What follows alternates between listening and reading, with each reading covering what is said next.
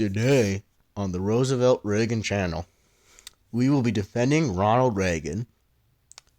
These days, it's hard to be a Reagan fan. All over the internet I've seen, on the communities I've interacted with at least. It's not everyone, but there's a good few, a disturbing amount I've noticed of certain communities that don't like Ronald Reagan. Channels like Mr. Beat and Vlogging Through History. They all have some members of the communities, most of them in fact, that they just don't like Reagan. They don't like the way he got things done. And they think he was a terrible president. They think he had all sorts of negative consequences. So as a result of this, when you interact with these communities as a Reagan fan, it's not a pleasant experience. And I've known from experience. In fact, today I've had quite the experience. If anything, this experience is what inspired me to make this video. That with Jackson Jefferson goated video defending Thomas Jefferson. That and my recent experiences today have inspired me to make a video about Ronald Reagan, defending him because of this interaction. I'll show you right now. Where is it? It's somewhere around here.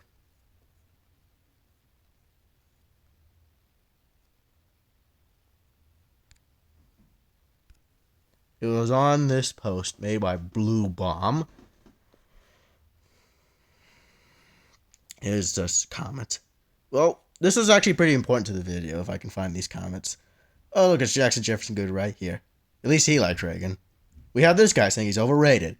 His economic terms are bad. We won't be talking about this one. This is pretty modern, politically engaging, so we won't be talking about this one. He's not in my top 10, but he's still good. Okay, that's good. This one right here. He was one of the worst presidents, all cap, 3 exclamation marks. I was not a fan of this comment, so I merely said no. That's all I said. I did not insult him. I did not think less of him. I did not make any less of his opinions. I did nothing. And this is what he says to me. He says, "You are made of stupid." He calls me stupid because I have a different opinion. And we have this fella comparing him to Wilson. The only thing Reagan has in common with Woodrow Wilson is Reagan's middle name was Wilson. That's the only thing these two have in common. You should compare those two. Just makes me sick. And we had an argument. I just said no again. This guy's getting really worked up. I haven't said anything to make this guy too upset, so I have no idea. But then Blue Bomb comes in and I got my back saying he's not being productive. Granted, he said the whole argument, but I haven't done nothing to insult this guy. And he says, "You're right, this is stupid." I just said yes. That was the end of that. And there's this fella.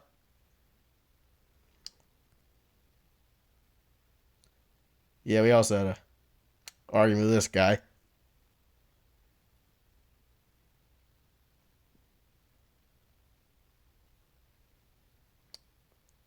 Oh, wait, here we go. I raised some of the points on why I like Reagan. Some of the replies saying that I was the one that was insulting based off his opinion. All I did was just voicing my opinion and trying to justify it. And then we got these guys. So yeah, this was not a very pleasant experience for me as a Reagan fan. This wasn't good. So today, I will be defending why I like Ronald Reagan.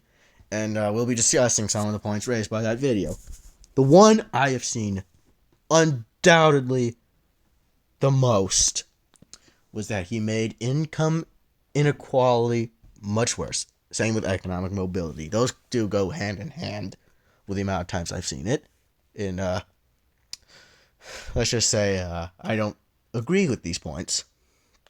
They're bad points. Well, they're not bad. They're different. And it goes against what I think. But let's see here. The thing of the matter is, when it comes to most Americans, 3 out of 4 Americans will end up in the top 20% at some point in their lives. And the poor today are 32% richer than they've ever been. They get richer. So it's not like the rich get richer and the poor get poorer. Granted, the rich are getting richer, but the poor are not getting poorer. And all that stuff I just said about them ending up at 20%, that sounds like economic mobility to me. So those points just are simply not true. They just aren't. Second point I've seen on why some people might not like Reagan was his handling of the AIDS crisis. It's a more fair point to make against Reagan because his handling wasn't great. They say he completely abandoned all those people with AIDS, and they just left them to die because he didn't care, because he was such an evil man. He was so evil. Well, that's simply not true. AIDS was very unknown at the time. If it was so unknown, it wasn't even brought up during the 1984 debates he had with Walter Mondale. If it was such a pressing issue that Reagan was abandoning all these people, you'd think it would be brought up or that Mondale would take advantage of it in the campaign, but he didn't. He didn't. It was so what could he have done? But even then, he didn't completely abandon them because he funded AIDS research and would hire people to help find more about it to help them. So the point that he completely abandoned them is just simply not true. It's just not true. Granted, it's not like his handling was perfect. If anything, it did have a lot of flaws. He could have done better, but he did not abandon them. He wasn't some remorseless, evil man that abandoned people to die. That's just simply not true. Third point on why they say Reagan was a bad president was the Iran-Contra affair. That's also probably the most fair, because it was really shady, it was really illegal, it wasn't pretty. But, so in that little interaction on the YouTube post I showed you, one of them said he literally did treason. But the thing of it is, the one committing treason, that was Oliver North and George H.W. Bush. When Reagan said he couldn't recall it, it could be because they did behind his back. Though granted, we just don't know.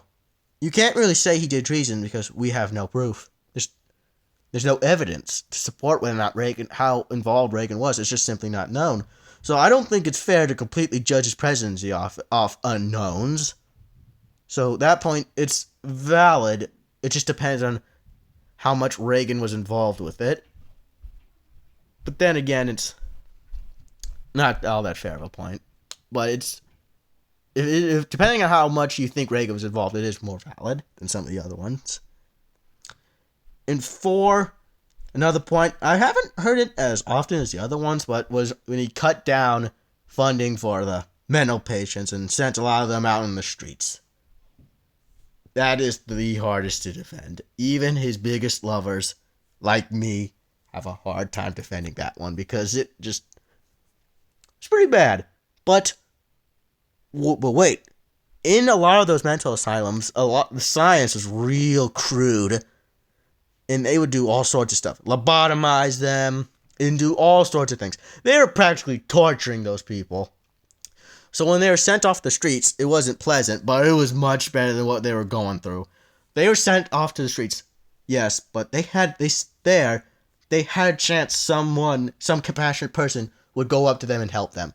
A chance of getting helped is better than guaranteed torture for those people. But it was still it was pretty not compassionate. It was pretty uncompassionate, so I guess that's definitely the most fair criticism. But compare that to all the good he's done. End the Cold War, destroy the Soviet Union, end stagflation, restore the American spirit after the biggest time of uncertainty it's ever seen. Up to that point in modern history. Not counting all the bleaker times like the Civil War. They were bleaker times, but it was the most bleak time they've seen in a while. And Reagan restored their faith in America. And he made the nation more respected again. He truly did make America great again. He really did. So, Reagan was good. He was a good president. Did he have flaws? Yes. Are some of those flaws unfounded? Oh yeah, we talked about that. We just got done talking about that. Are some valid? Yes. Yes, they are. But some of the things these people say, it's just a lot of these things they're saying is just not true. And the way when you try to tell them that you don't agree with that, they just call you stupid. Me personally, I don't think I'm stupid. I hope I'm not stupid. Maybe I am. Maybe I'm just really biased. Just some lunatic conservative. Maybe I am. Maybe I am. But as far as I'm concerned, I'm not. I'm smart. I'm, I'm smart. I'm smart. So, yeah. Just saying, the way these people argue with you, it's not really arguing. They just yell at you. It's again. But, that got me thinking. But, like, if they're saying this, like, why do they believe this? If all this stuff's not true, why do they believe it? Well, it's because they come from different political backgrounds. And the politicians during that day and politicians now of that differ from Reagan, they're the ones that push that. They push it because they don't like Reagan, because they don't agree with him. So they push all these narratives that he did a bunch of bad stuff. And that got their supporters thinking he was bad. So they go and spread it. To the people, the non-politicians that say that, there's a Reagan quote that says, when it comes to those people, it's not that they're ignorant. They just know so much that isn't so. It's like they know all about Reagan, but just the stuff they know, it's just simply not so. They're not ignorant. They may call me stupid, but I don't think they're stupid. I just think they're misinformed. And if they were more open to talking with people that they don't necessarily agree with, they were more open to talking to different people, they can learn a new perspective. We should start talking to each other, not at each other. Reagan learned that when he was president with the Soviet Union. He went from that, calling them the evil empire, to one of the first presidents to actually talk with them. Look at him, being so jolly with Mikhail Gorbachev. His decision to talk to them instead of at them, that's what led to the end of the Cold War. He decided to talk to his enemies, not at them, and yell at them, and insult them. I think we can learn something from that. And if we do the exact same thing, we'll be better off. We'll be more united. We'll be more open to new ideas. We'll be just simply better off. Instead of what we got now, with people calling you stupid because you merely have a different opinion. Surprisingly though, when people do find out I'm a Reagan fan, I've been called stupid, but surprisingly, I haven't been called racist. I've heard people call Reagan racist, even though he wasn't. He signed MLK Day into law. He made Spanish Heritage Month. He gave a bunch of money to the Japanese people that were wrongly sent to internment camps by FDR. It's ironic that those people don't like Reagan. They love FDR. But yet, if anything, he was he was kind of more racist than Reagan because he fixed the mistake FDR made. So yeah, they definitely don't want to admit that one. It's kind of ironic.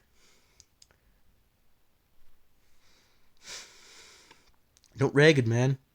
He's barely any of the things people claim he is. Where was I?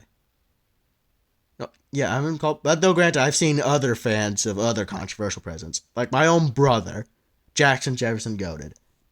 I've seen him call him racist. He made a video talking about why his favorite. The literal thumbnail says it's not because I'm racist. I swear. Like that's the little thumbnail. He has to specify that. Granted, I've never been called racist. I don't hate any different groups. Except hippies. Bye.